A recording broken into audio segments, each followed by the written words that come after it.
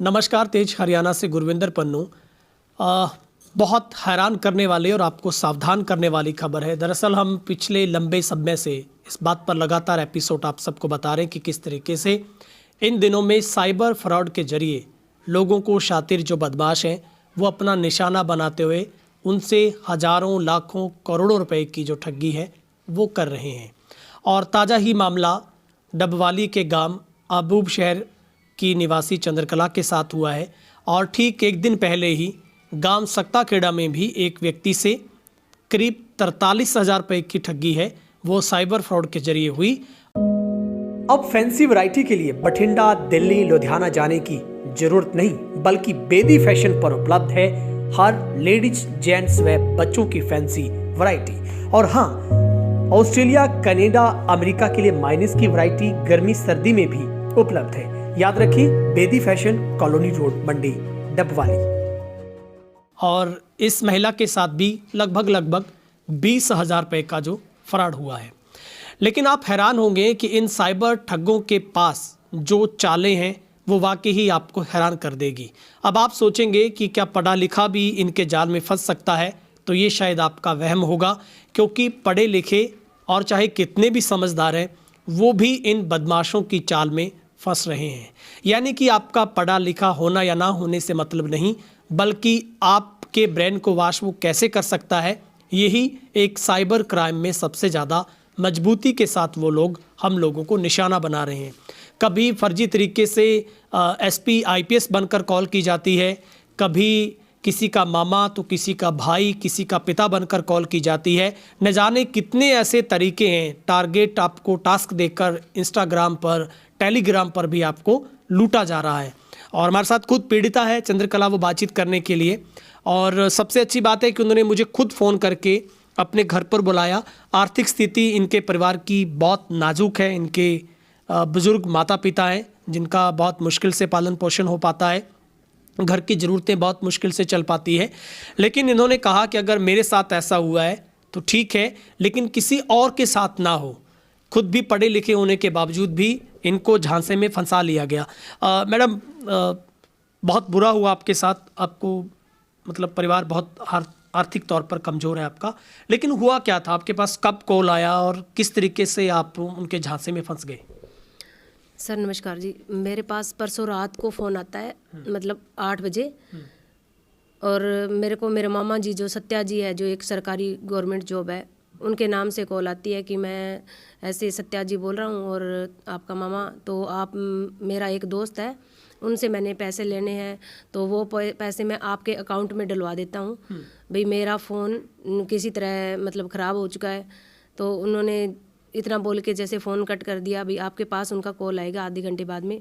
और आधे घंटे के बाद में उस क्राइम का फ़ोन आता है मेरे पास, और उन्होंने बोला कि आप ना बेटा अपना फ़ोन पे खोलिए। मैंने फ़ोन पे खोला तो वो बोले कि आप ना आर्मी का कोई मतलब प्रोसीजर अलग से होता है, तो आप पहले मेरे को 5 रुपये मेरे खाते में डालिए। तो मैंने 5 रुपये डाले, तो उसने मेरे को खाते में 10 रुपये डाले। फिर उसने बोला कि जैसे जैसे आपके मामा जी ने मेरे से 20,000 रुपये लेने हैं, तो आप जैसे मेरे को छोटी छोटी किस्तों के अंदर 20,000 रुपये दोगे, वैसे आपके अकाउंट में हम जोड़ के वो पैसे डालेंगे, वरना ऐसे पैसे नहीं आएंगे सीधे। मतलब उस ठग ने आपको अपने आप को आर्मी का ऑफिसर बताया? हाँ जी सर। तो आपने फिर उसको पहले 5 रुपये डाले, फिर उसने डबल करके 10 दे दिए? हाँ जी, हाँ जी, 10 रुपये दिए उसने मेरे को। हाँ जी, उसके बाद में मैंने 4 बार उसको रिटर्न किया। 2,000 एकदम सीधा 12,000 13,000 रुपये उसने निकाल लिए। और फिर उसने खुद ने मेरे को बोला कि बेटा अभी ना आप अपना मतलब बैलेंस चेक कीजिए। तो फिर मैंने अपना बैलेंस चेक किया तो केवल और केवल 58 रुपये आपके बचे थे? हाँ जी। तो फिर मैंने जो मेरे मामा जी जिसके नाम से मतलब मेरे को कॉल आ रही थी और उसका फ़ोन भी चल रहा था, मैंने दूसरे फ़ोन से अपने मामा जी को फ़ोन मिलाया कि मामा जी ऐसे करके। तो मेरे मामा जी ने बोला कि मैंने आपके पास कोई कॉल नहीं की, कोई मैसेज नहीं किया, ये आप मतलब फ्रॉड है, आपने कुछ कर तो नहीं दिया। तो मामा जी को बोला कि मेरा तो इन्होंने पैसा सारा खाता साफ़ कर दिया। तो फिर कोई आपने उनसे रिक्वेस्ट नहीं की कि घर की हालत बड़ी माली है और इस तरीके से? हाँ सुनी जी। उन्होंने बात? फिर हाँ, मैंने ऐसे उनका फ़ोन चलता रहा, फिर मैंने कहा कि अंकल जी मेरे पापा की तबीयत ख़राब है, तो मैंने पापा की दवाई के लिए ये पैसे रख रखे थे, प्लीज़ आप मेरे को ना मेरे पैसे वापस मतलब अकाउंट में वापस डालो। फिर उन्होंने बोला कि बेटा आप टेंशन मत लीजिए, आपका ना रिटर्न हो जाएगा, आप अपनी किसी फ्रेंड से या किसी भी मतलब दोस्त से पैसे लेके 20,000 रुपये और मेरे अकाउंट के अंदर डलवाओ, फिर वो पैसे आएंगे, वरना वो पैसे नहीं आएंगे। मतलब 20 आपने डाल दिए, 20 और डलवाओ? हाँ जी। हम्म। और मैंने मेरी फ्रेंड से डलवा भी दिए, फिर भी उन्होंने नहीं डाले।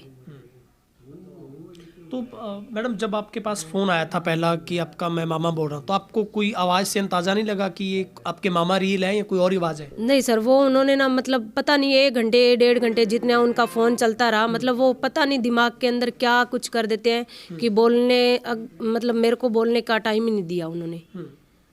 तो आपको ऐसा एहसास हो गया कि आपके मामा जी बोल रहे हैं? हाँ जी।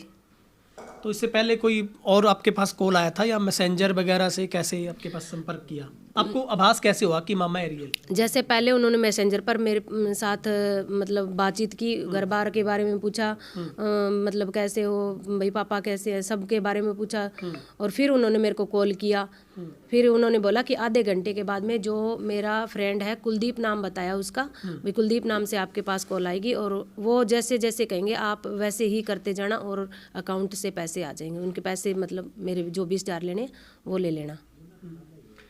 मैडम आप पढ़े लिखे भी हैं, लेकिन आपको क्या लगता है कि पढ़े लिखे होने के बावजूद भी आप खता खा गए? और ऐसी खबरें आप पहले भी सुनते थे कि फ्रॉड हो रहा है लोगों के साथ, कभी सुनी थी खबरों के बारे में? हाँ जी ऐसा पता सर, था आपको? पता था, पर सर पढ़ा लिखा होना भी माइंड वो पता नहीं क्यों माइंड चेंज ही कर देते हैं मतलब कितना भी पढ़ा लिखा हो, इसमें पढ़ा लिखा और अनपढ़ सारे एक समान कर देते हैं वो। लेकिन आपको नहीं लगता कि किसी तरीके से रैकी की गई आपके बारे में? उनको क्या पता लगा कि आपके मामा की मैसेंजर पे रियल फ़ोटो क्या है, उनका नाम क्या है? सर मैंने जैसे मामा जी को कॉल की, उसके बाद में जैसे मेरा खाता साफ़ हो गया उसके बाद में कॉल की, तो मामा जी ने बोला कि मैं लगभग 15 दिन से स्टेटस लगा रहा हूँ कि मेरी फेसबुक आईडी और सब चीज़ हैक कर ली गई है, सब लोग ध्यान रखो, मेरी आईडी कोई भी यूज़ कर सकता है, कोई किसी का फ़ायदा उठा सकता है।